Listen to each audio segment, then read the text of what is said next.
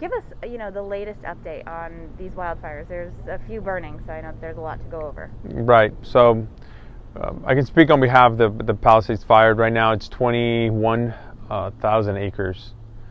We have 11% containment as of this morning, and we have close to almost 4,000 personnel on this fire. We'll continue to increase that number. The active part of the fire is on the south flank of the fire. And we have the fire moving east because of the winds. Now we saw those Santa Ana winds, and that obviously has gone away, and now we're seeing the prevailing winds that we usually see in this area. So we're getting that west wind.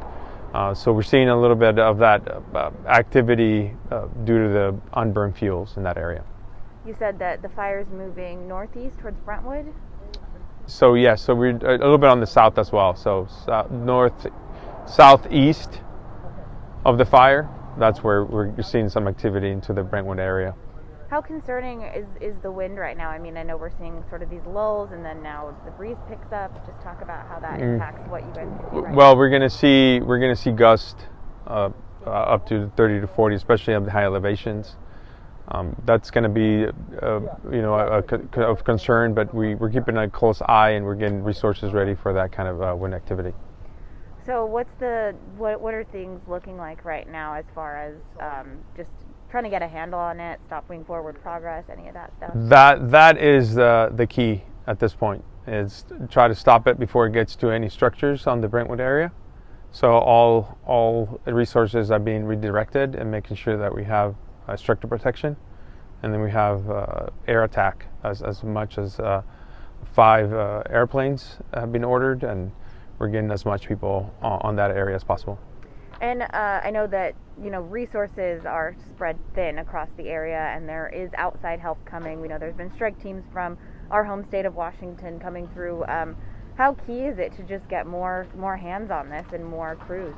Well, it's going to be critical in the next couple of days, especially since we see some of those new fuels reignite and ignite. So we're hoping that with all the extra help, we'll be able to contain it and limit the amount of destruction this fire continues to do.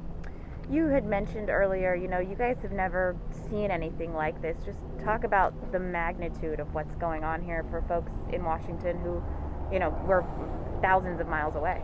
Yes, this particular fire has been impacting really dense communities, and the amount of structures destroyed has been unimaginable.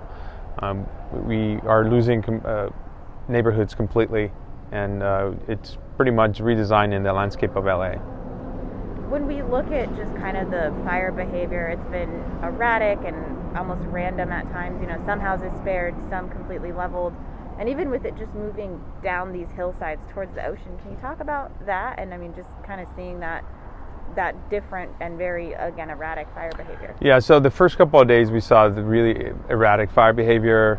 The Santa Anas and with a cold front moving into the area, we saw wind speeds up to 90 to 100 miles per hour in the gust, and something even sustained. So we've never seen anything close to that. That's hurricane level winds with fire. So that's never happened, and we see that in the aftermath of the destruction. Anything else folks watching this back in the Seattle, Washington area should know? Anything you want them to know? I mean, it's really difficult to show. I know images have gone all over the media now, and we see it. But this fire is gonna change, like I said earlier, not only the landscape but the communities in this area for sure.